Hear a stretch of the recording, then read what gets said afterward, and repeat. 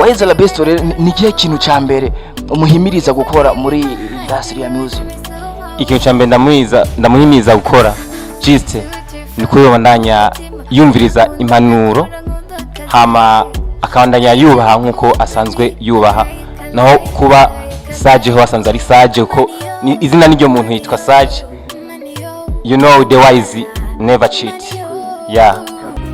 Chakirori cha Monday to Sunday twakijya tariyo nibereye n'abafise plani zanje mu mutwe kumbe nawe ico washaka kwari ugupiga mponge.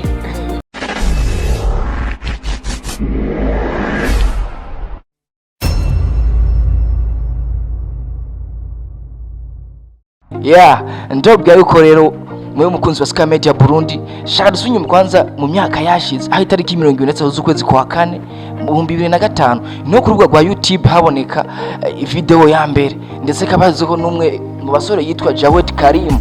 Yeah, iyo video kuva mu mwaka nyine 2005 kugeza mu mwaka 2022 imazogera ku views miliyoni 228. Yeah, kuna baki nasi uzuramenya byinshi bigiye bitandukanye ni kuri Sky Media Burundi. Bongeza subscribe, like, share na comment zozura wambere mukonka makuru mashasha. Run now saturi kumwe na air naye Sidenti Munyamwezi ndetse n'umwe mu bantu ba hafi bafasha umuziki wa Waiza la Bestie kugera kure. Akuno musi yarabizi ko tutiteze kubatengwa hano musi n'umwe kiese guso tukanze ngo botozo. Baki na sis utajua mambo mengine. Yasaye program mambo vipi? Safi sana we dada promoter. Umeze fresh? Safi. Everything is so wonderful bro. Kweli bro. Ndakubona Sidenti Munyamwezi. Ariko gusa abantu benshi batakuzi. Sidenti Munyamwezi ni? Sidenti Munyamwezi ni umuntu ashaka kubona umuziki w'Uburundi wageze ku yindi ntambwe biciye muri promotion ishobora gutanga ku buryo bw'iwanje shoboye. Yeah. Ndimo ndakura waye jya ndabona ko umuntu atovye kweli. Sidenti Munyamwezi. Turabona ko wambaye ibi biboro ibigaha ese n'imikufu novuga yuko igwa amafaranga menshi bro. Ibi biboro meze gute ko about it?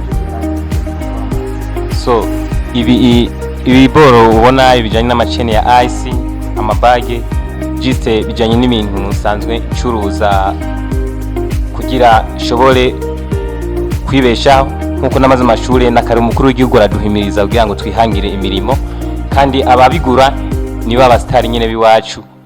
Just ndabaha igiciro gitera umworo kumwenyura. Yeah bro, tugarukire nyuma gato yaho twakubonye mu ndirimbo ya Waiza la Bestie ndetse yiswe Mani yo. Yeah, we kuri ubwo hajya wagaragaye mu nkande muri clip. So just kuba nagaragaye muri clip video ya Waiza la Bestie n'umurinzi mushasha ubona kaje neza kandi afite target ashaka kugerako. Ndi no mu bantu bamwe bamuha support uko shoboye kwiwanje shobora kumuha support. Yeah, ni benshi rero bagiye babikora nkuko ariko bageraho menga yuko barananirwa. Dufakiye ku baririmbyi ne baje bafite ama talent tuzisameze fresh ariko ugeza kwa aya masaha sinzi ko arabantu baba supporting aba baravuyeko ariko nkaho tumutwara rero kuri umuntu wa hafi wa Waiza wewe upanga iki kuri Waiza la Bestie kugira umuziki wose wandanye iduga ndetse n'umuziki nduna. So icyo nkunda Waiza la Bestie n'umuntu akunda kumviriza impanuro z'abantu ba hafi yiwe bakunda kumuha kandi akaganira n'abantu bose. Niyo mpamvu mbona Waiza la Bestie iterambere giwe vraiment atagihindutse. Wetendesi muzamurambarira kabisa. Dufise amakuru avuga yuko Waiza la Bestie ndetse yasinye amasezerano muri SN event. Yeah, byo bivuga ko iki kuri umuntu wa hafi abari ruhande ya Waiza bivuga ko iki? So nubwo ndi umuntu wa hafi Jendi Sidenti Waiza nawe ni Waiza ariko ndamuha support. Ico kibazo muzomutumire muri Sky Media Burundi hama mwibarize. Ni bangare kuri wewe nico tumutobivu. So aho nacho ndabivuze ko muzotume ko Waiza abibasiguriye neza. Ariko gusa ariko gusa dusubire kandi nyuma gatoya kuri Waiza la Bestie ndetse byo tugakwa ko cyane kubera niwe muntu novuga ati muragumana hagufi.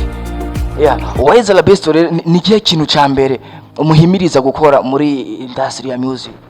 Ikintu ca mbere ndamuhimiriza gukora juste ni kubandanya yumviriza impanuro hama akabandanya yubaha nkuko asanzwe yubaha, naho kuba Sage ho asanzwe ari Sage ko izina n'iryo muntu yitwa Sage. You know the wise never cheat.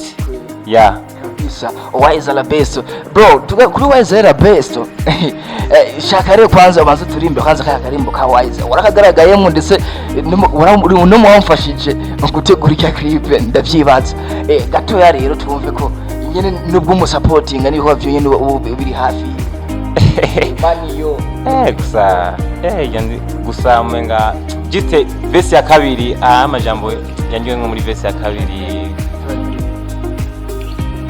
Chakirori cha Monday to Sunday twakijya tariyo nibereye n'abafise plani zanje mu mutwe kumbe nawe ico washaka kwa rugupiga mponge because of money kweli Sident Mnyamwezi ndetse umwe mu bahafi mu kwa Wise la Bestie. So bro impanuro ngahanyene Wise la Bestie azokwamagira ku bihe byose. Impanuro nkuko umuntu yamazi muhaye n'abandi bamazi muhaye ni kwicisha bugufi, ukubaha abawukurira n'abato n'abafana kuko atabafana nta Wise. Hama nyamara kuko umaze kuba wubaha ufite icyubahiro mu bantu, wubaha umukuru n'umuto nukuri byose bica byikora. Nubwo cyo usona indirimbo kacushangaho amavyuza aguma yicuncumura yako nk'ama y'imvura ko bamaze bavuga ati yo ubu ni wa mwana nyene twubaha yuwa abato n'abakuze. We twose amakuru avuga ko watanguye winjiye mu entertainment kera ndetse gura mu 2010 nk'abantu yo kubarinjiye ari ubu ndetse no ati aba underground cyangwa upcoming nigiki kintu bahanura ndetse ndetse nazo wabikoze kenshi wabikoze mu gutanga impanuro nabogira impanuro bahaye ko abantu bako baraza ubu muri game nikiye kintu yahisoke wibira ati muragenda nkuko naho mugende nkuko. So ni vya bindi nyene ariko wari mbaje about Wise. So uri kwinjira muri entertainment ukiri mshasha ego bashaka ushobora kwinjira muri entertainment ufite tara ilenze kwadwa abantu uri mu hit maker ariko menya entertainment ya plus 257 ukwiri n'abayirimo uko bameze.